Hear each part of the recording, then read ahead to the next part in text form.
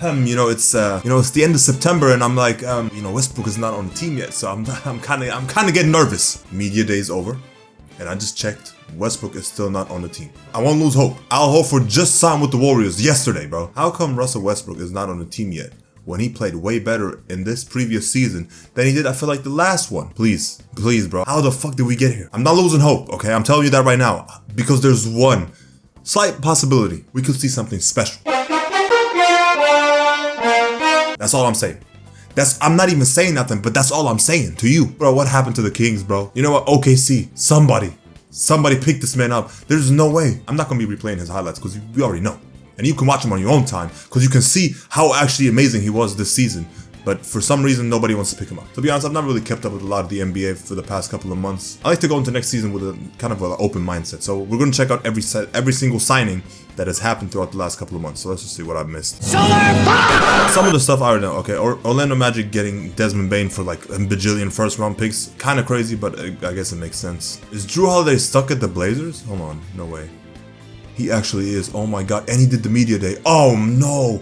They hold him. Jordan Poole to the Pelicans. That's actually kind of cool. Actually, I don't want to see the Pelicans do good. I'm sorry. I just don't like that team. That might be like my least favorite NBA team ever. This vibe of them, I just can't get with, bro. George Niang, bro, this dude is going to have a underrated game where he's going to go like 7 for 7 for 3. I'm already seeing that. I'm actually really glad for Lonzo. So hopefully, he can be still, healthy, but still competing for a very, very good team. They just won like 60 games last season. Like Chicago Bulls, they always were in the middle spot. You know how the standings were, bro. It was Chicago Bulls and the Atlanta Hawks. But I feel like this season we're finally going to see something different happen, especially with the Celtics not being as good as they were last season. Colin Sexton with the Hornets? No, he was like Utah Jazz legend, bro. My goodness, Cam Johnson, why couldn't you be here last time? Duncan Robinson with the...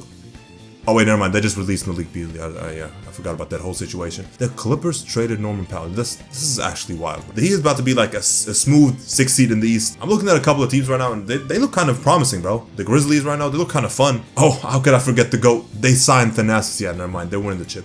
It's over. Oh yeah, Dame going back to Portland. I did not even talk about that at all. Wait, so Drew Holiday's gonna be playing with Dame? I didn't really like him going back to Portland. I understand he's doing what makes him happy. I'm just talking about basketball right now. I completely get it, bro.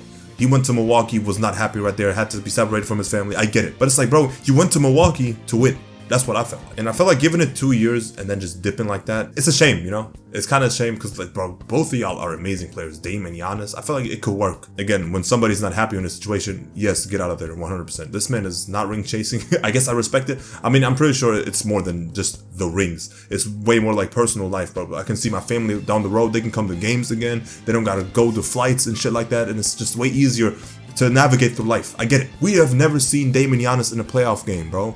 I don't care what you say. No, I don't care if they were beat up. I want to see them go ahead and healthy, bro. Healthy. I'm pretty sure they can do that. I guess I could tell you the teams that I'm really excited for in the next season.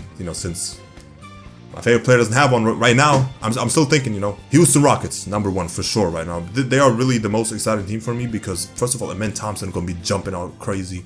Kevin Durant, Steven Adams is back. Like, that's just for the storyline, this is there for the flavor. And then we got Sengun. I hope people like Joel Embiid can stay healthy this entire season because it's going to be tough. It's going to be tough. And Paul George as well. Like, bro, Paul George really got unlucky, especially last season. Let's keep it real. This man got injured in a preseason game one time. And then had to come back and then had almost the same exact injury. Like, it was bad. The Hawks might be the most slept on team. I think Jalen Johnson is still there. Do they still have Dyson Daniels? I don't remember. Hold on, let me see. Luke Kennard? What? Kristaps Porzingis? Luke Kennard? Maybe the name Luke Kennard doesn't move you, but a 3-point threat is a 3-point threat, especially you need that shit right now. You give Trey way more space to work with like that, that's crazy. Dyson Daniels as well, Jalen Johnson, this shit is defense. Another team that I can't wait to see is Dallas Mavericks for sure, bro. Kyrie, AD, I know Kyrie's injured right now, but I mean, he's looking pretty good. I've seen the workouts. Put on Westbrook off the bench. This shit is so annoying, bro. There's a point guard problem in 2 teams, bro. Kyrie is injured. Who gonna replace Kyrie? Nobody can. But, just in this instance, put in Westbrook, bro. I will say, enough of the glaze. I told y'all, bro, but when he declined the player option originally, I was like, why?